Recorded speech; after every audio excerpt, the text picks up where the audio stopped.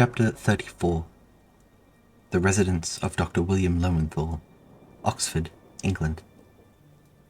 June 21st, 1889. Will's head felt clearer than it had in weeks. He had entered the no-man's land that was madness, and he had emerged from the other side. Cracked, perhaps, but not broken. Not shattered.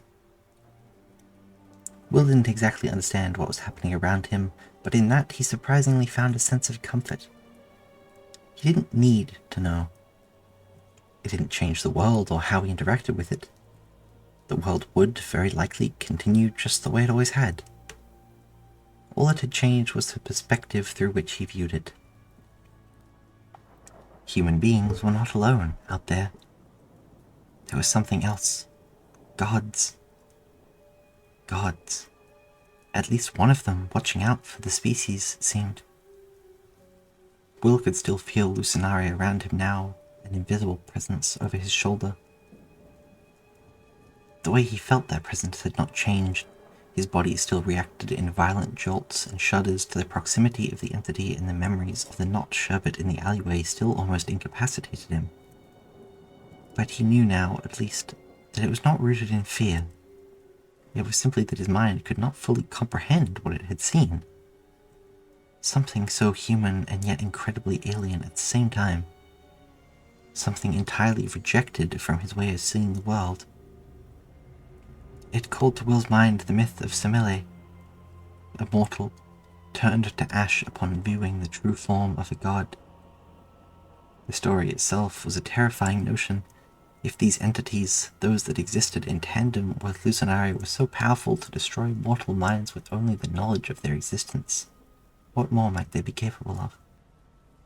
It was not an idea Will preferred to dwell on. Perhaps, he realized, as his feet dangled over this pit of spiraling despair, his confidence was not as solid as he chose to think. It was simply a mask, hiding his true self, his true fears. Regardless, he comforted himself with the attention Lucinare had paid to saving him from such a fate. It had tried to keep out of view and guide him gently, and that in itself was a testament to the entity's gentle nature. Will had discovered upon returning to England that his funds were running startlingly low. He had money, of course, tucked away in banks and in his home, and of course in his luggage, which he had unfortunately discovered had been left in London upon his departure for France, sitting in an empty hotel room he was still paying for. That was, in fact, where much of his money had vanished to, along with the cost of his eager trips back and forth across the English Channel. In fact, it had gotten to the point where, after arriving in his home country, Will had discovered that in fact he didn't even have the money on him necessary to hire a carriage to his family estate. And so began the long and rather pleasant walk through the Oxford countryside, during which time Will found himself becoming blissfully reacquainted with the feeling of mud and grass beneath his boots, and the light misting of rain on his dark hair. Both were things he had deeply begun to miss over his time spent in cities. The air was cool, especially for summer, and despite everything, even his newfound revelations about the universe, Will found himself almost at peace for the first time in a very long time. Almost. The feeling of dread began to linger in his chest in the early afternoon, when he first realized he couldn't see the peaks of his rooftops poking out playfully above the tree line of the forest which surrounded the grounds. He had managed to disregard this for a while. Perhaps the clouds were simply covering them in the distance. Or perhaps, in the years he had been away, his mind had exaggerated the presence of the towering rooms, and in fact they couldn't be seen until much closer to the tree line, if at all.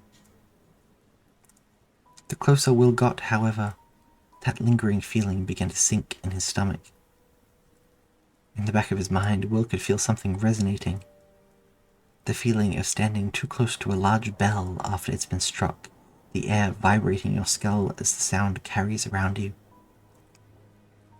Momentarily his thoughts were assaulted with a startling flash of light, and Will hesitated, stumbling on the roots of a tree as he neared the forest road. Lucinare was trying to contact him again. Why? Will crouched, swung his pack off his shoulders, and began rummaging around through its limited selection of items, the wet mud on which he kneeled slowly soaking into the legs of his trousers. Unwrapping it from a shirt he had attempted to protect it with, Will retrieved the lantern he had taken from the archives in France. No one seemed to mind when he strolled out with it the days before. Not even the serious librarian who had been his guide. The explorer looked at his reflection in the glass, streaked with soot. There was very little oil left in the lantern, and the light, which caught by itself, was dim and weak, jerking frantically. The hairs on Will's neck stood up, and the dull, aching ring in the back of his mind increased. The light burned out. "What's wrong?" Will muttered, wrapping the lantern in his shirt once more and standing, staring into the trees beyond. "What are you telling me?" It didn't take long for him to find out. As he neared the end of the tree line, Will broke into a run. He could smell the lingering smoke in the air, the scent of dampened charcoal and destruction. He stumbled on the gravel path as he emerged in front of the wreckage, little more than a crumbling pile of ashes and shattered stones. Will shouted. It wasn't words exactly, but a deeper, primal expression of rage and grief. He started towards what was once his home, planning to delve desperately into the ruins, but his legs gave out at the same time his voice did, and Will dropped to the ground, bent over on hands and knees as he stared forward into the remains of the house. Everything was gone. Decades worth of history, of family heirlooms and memories, all of it torn away by flames, ripped from the building and scattered into the air by the wind. All of his money, all of his maps and journals and belongings, simply vanished in the time he had been away. Lucinare's apparent warning did little to comfort Will now. How long ago had this happened? The smell still clinging to the air suggested recently, but what could have caused it? Master Lowmenthall. Will froze, still kneeling on the ground, tears streaming down his face. No one had been there when he arrived in front of the house. No one he'd seen, at least. Surely he would have noticed the owner of that voice in particular, unmistakable in its stilted, ringing tone. Master William Lowmenthall, the hollow voice repeated. Will scrambled to his feet in sharp, desperate movements, wheeling around to face Seven, who stood several yards away, a statue on the edge of the tree line. Fallen leaves and tall blades of tall grass had caught in his rusty joints, and his ill-fitting clothing was soaked through with rain and condensation, clinging to the metal skeleton beneath. They stared at Will, an unmoving and ghastly omen in the shadows. "What are you doing here?" Will shouted. He discarded his pack in the mud and strode towards the machine. "What happened? Did you do this?" Seven didn't respond. Will angrily shoved the metal man in the chest. Seven didn't move. The only sign Will had made any sort of contact at all was the hollow clang which echoed around the countryside. "Answer me!" Will shoved Seven again, this time only hurting his hands, the base of his palm aching where he slammed against the brass plate. "I was not responsible," Seven said. It occurred to him that this may not have been entirely accurate, and he offered instead, "My presence offered no aid to the destruction of your home." "What the fuck does that mean?" Will yelled, trying to wipe away tears on his sleeve before throwing his arms at his side. Seven worked through his options on the best way to respond. He had already found himself in unknown territory by speaking to Will at all. He had not been tasked to do so, and completing any action without an explicit given task felt unnatural to him. It was simply that he had received no instruction not to talk to Will. And he had felt... Was felt the right word? Did he feel things? That delivering the letter, he had discovered, was the completion of a task not directly given to him, but implied by the letter's mere existence. In the same way he had not been told he couldn't talk to Will, Seven had not been told that he couldn't tell Will what had happened, if asked directly. That information was not classified or restricted in any way. Are you requesting me to relay information regarding the destruction of the building behind you? Seven asked, the prompting of the task coming unnaturally to his non-existent lips. This was the best way, he thought. If Will gave him a direct task, things would be so much simpler to comprehend, primarily because it meant he would no longer need to comprehend things, which he thought was likely the main issue regarding his recent crisis. Will blinked at him. Yes, gods, yes, of course, that is what I'm requesting. Seven nodded. Very well. Your house was destroyed by a destructive blast of energy and heat from XXXIV, which was directly caused by the intent and actions of Dr. Quixon. The explosion took place approximately 4 days ago. The direct cause of the explosion, created by XXXIV, is unknown by my records. Will was quiet for a moment as he tried to process what the automaton was saying. Athena did this? Involuntarily, Seven confirmed. How does someone involuntarily destroy my house? A person can't just do that, Seven.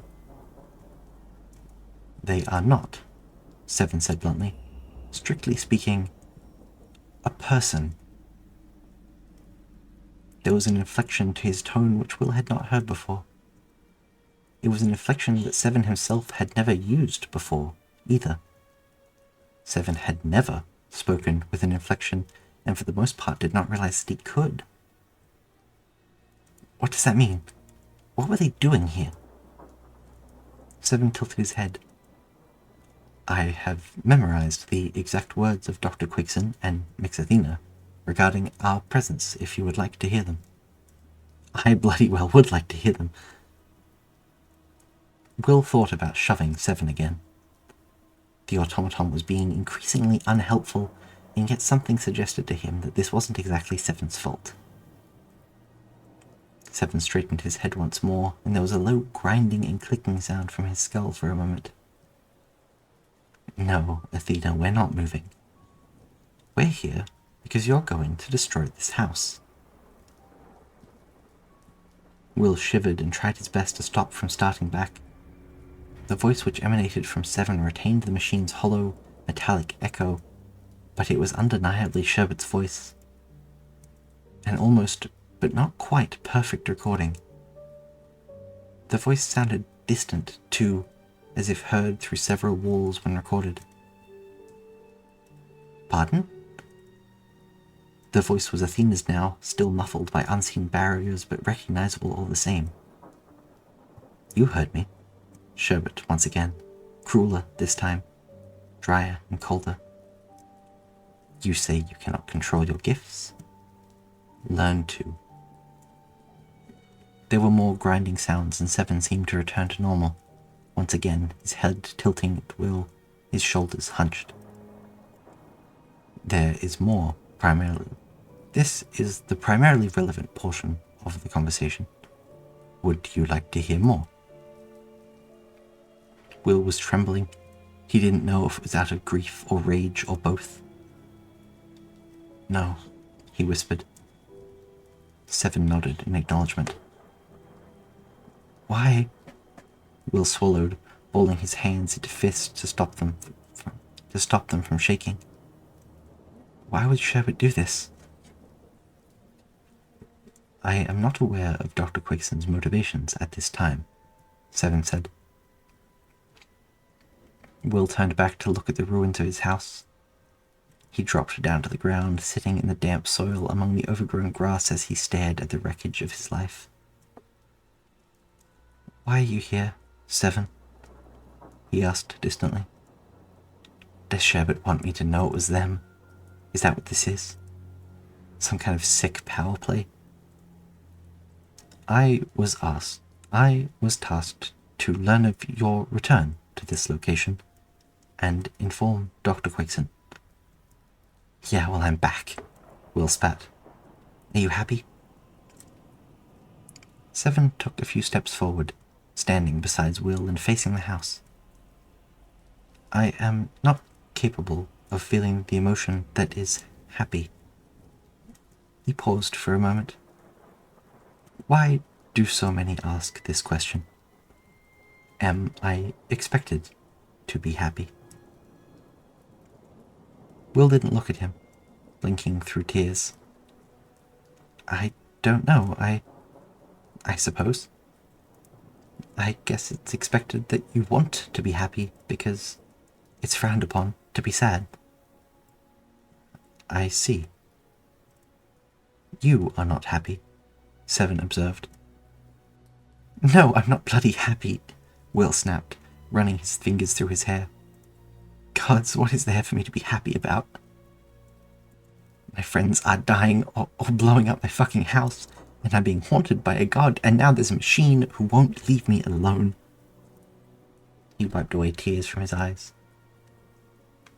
Seven was quiet for a moment. Would you like a hug? I have learned that hugs tend to comfort humans in times of distress. Will shook his head. No, I don't want a hug, Seven. He finally looked up at the automaton. Why are you still here? Why haven't you just gone back to Sherbet already? Maybe if you did it fast enough, they could come back while I'm here and finish me off too. Is that what they wanted? To kill me? Seven sat down next to Will. The explorer shuffled ever so slightly away. I do not believe that is their intent. Seven reached into the pocket of his vest and pulled out the envelope, which was damp from exposure to the rain. I have remained to deliver this. I recovered it from your home before it was destroyed. Will cautiously took the envelope emblazoned with his name. It had already been ripped open neatly, and the letter had been refolded and placed back inside. You've read this, Will noted sourly. Sherbet nodded. Seven nodded. Has Sherbet read this?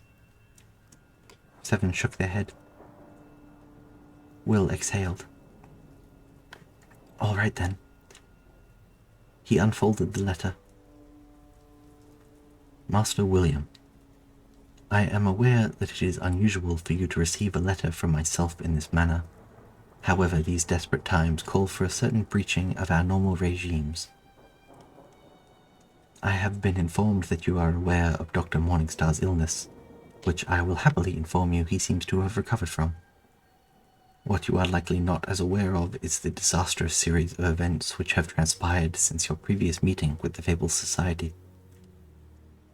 It is not something I could properly explain in this letter. Nor, in fact, is it something I fully understand. It is, however, I feel my duty as your lawyer and friend to inform you of the most important parts. Freeman's house has been destroyed. I cannot explain how here, but know that it is true. As much as it pains me to relay this information, it was destroyed at the hands of Dr. Sherbet Quickson, David, Miss Vale, and Easton Pine, all of whom are, as of this moment, violent, maddened, and incredibly dangerous. As of the writing of this letter, it is also assumed they have kidnapped Athena Helvetus and are holding the child against their will. I urge you, for your own safety, do not interact with these individuals at this time. They are unstable, gripped by some manner of madness or infection, and we are unsure of what they may be capable of.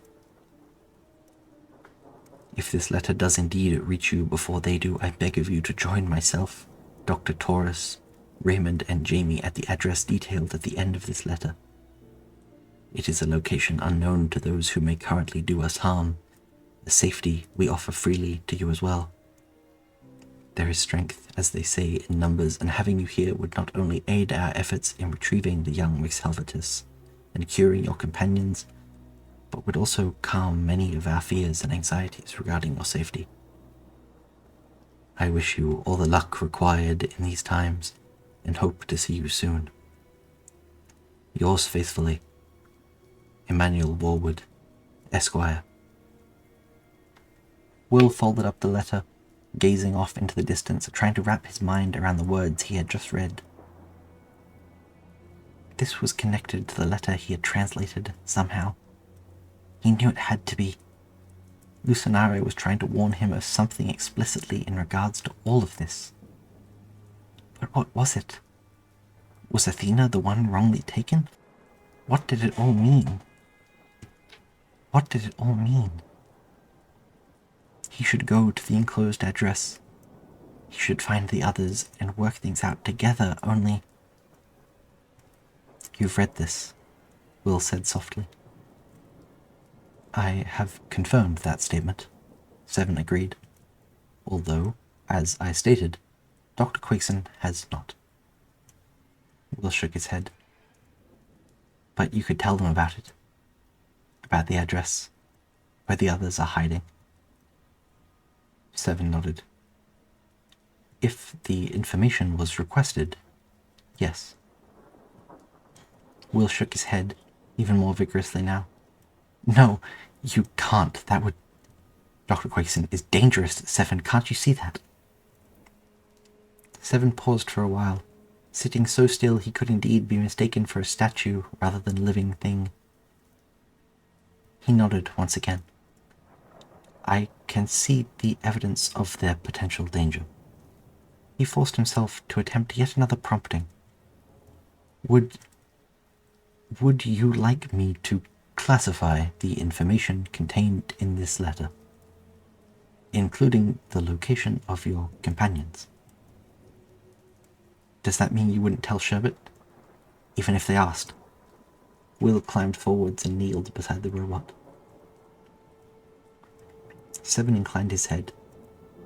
All classified information can only be accessed by the individual who requested the classification, unless I am given direct instructions otherwise by that individual. If you would like to classify the information, I will be unable to relay it to Dr. Quakeson in any way. Then yes, classify it. Please. Just don't tell Sherbet or anyone else anything written in this letter. This was the kind of direct instructions that Seven was used to, and he found it much easier to comply with this line of thinking. The information has been classified. Only you will be able to discuss it with me in future, Master Lowmenthall. Will sat back on his heels, sighing and letting his hands fall to the dirt. Thank you, I think. Seven nodded. You are welcome. There was an uneasy silence which hung in the air like a fog around the two. The man and the machine, the real and the artificial, caught in a staring contest of cautious gratitude. Eventually, Will spoke. Why are you staying with them? He asked. Seven made no movements. I do not understand the question. Why stay with Sherbet and the others when they've done so much evil? Will gestured to his house. Why not just leave, if you wanted to?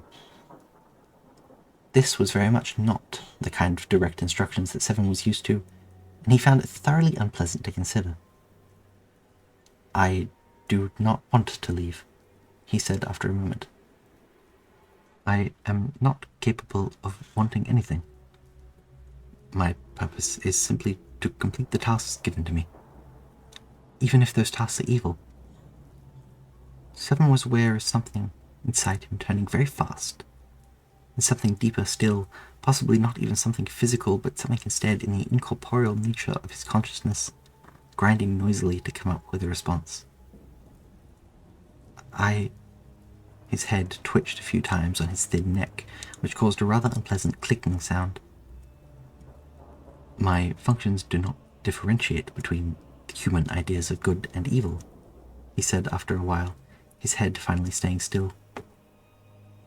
My purpose is simply to complete the task given to me. Will shook his head. You shouldn't have to. Not if you don't want to. You should be able to want things. I am not designed with that in mind, Seven said simply.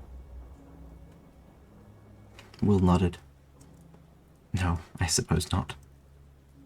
It's a shame in that case. He turned back to look at his house, and at his travelling pack dropped carelessly on the walkway. Perhaps we could have been friends if you weren't complicit in these things. Seven felt that this was a statement that should have saddened him. As it was, Seven couldn't feel sad, and so he didn't. You would have considered me a friend. Will was, if nothing else, grateful for the distraction this conversation provided from the wreckage of his home, and went along with it. Well, yes, I suppose. You seem an agreeable fellow, and... well, yes. But we are not friends, due to the actions I have aided in causing. Will nodded. That sounds like an accurate assessment. Although perhaps it is not fair, given you don't seem to have a choice in the matter. I do not think I was designed to be able to choose, Seven admitted. Well, then whoever designed you is a monster, Will sighed. I am beginning to think we were all designed by monsters in one way or another. Perhaps we are friends, Seven, in as many ways as we can be. Seven had never really had a friend before. He could infer, based on knowledge of what friendship was supposed to be, that Athena, certainly, along with Dr. Quickson, Master Miss Vale, and McSpine, could all be considered his friends. However, he was not sure if he wanted that to be the case. Yet, Will was different. No one had ever so concretely stated their friendship before, which seemed in Seven's mind at least to solidify the notion. The prospect seemed like it should be one of the many that he found uncomfortable, and yet he found it nice. In the same way that receiving the hug from Athena had been nice. Seven felt like he was rather beginning to enjoy the sensation of things being nice. It felt, well, nice. So, we are friends? Seven asked. Will nodded. Yes, I suppose we are. His face was still a mask of despair, but somewhere in Will's eyes there was an inviting glimmer of hope. Perhaps even if his home and so many of his belongings were lost, hope was not. His friends, at least not all of them, were not gone. He could rebuild his life in the same way he had rebuilt his understanding of reality only days before. He did not need to start again completely. He simply needed to work around the obstacles that were now here. There is no point in cutting through a fallen tree on your path when you can simply walk around it. What will you do now, Seven? Will asked. The automaton took a moment to refamiliarize themselves with their tasks, considering the question. I will return to the classified location of Dr. Quickson and inform them of your arrival. I will then continue my task of caring for Miss Athena until I am given another task. Will nodded. And I don't suppose, if given another task, it would stop you from completing those. Seven shook his head. No, I would return to completing my current tasks at the earliest possible time. I see. Well, perhaps it is good that you are there to watch over Athena. Somebody should be.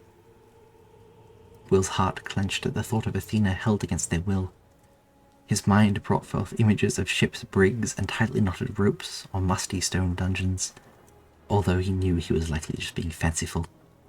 Even in whatever state of mind Sherbet and the others found themselves in, surely they would not stoop so low as to keep someone confined in such a barbaric manner. Besides, Athena had been here at the ruins of this once proud home, so it was clear the youth was not entirely held in close captivity. I suppose I should meet with Emmanuel and the others. Will swallowed. Tell me, Seven, so I can bring them some form of news. Is Athena... is he all right? Seven considered for a while how best to answer his question. Miss Athena has been given an unreliable version of events as they proceeded, they said after a moment of thought. He is, I believe, suffering the effects of grief, but he is alive. Then, after a brief pause, Seven continued. She misses her friends. You said their location was classified, didn't you? Will asked softly. Seven nodded. So it would be pointless to ask you. I would not be able to give you an answer if you did. Will stood up shakily, nodding. You should go, Seven. Report back to Sherbet. I think I would like to be alone for a little while. Will could feel that he was not alone. Not really. The strange sensation that alerted him of Lucinari's presence was still there, tingling in the back of his mind. But it would be enough to be alone without Seven. The automaton nodded and stood up as well. As you requested. Goodbye, Master Lowmenthall.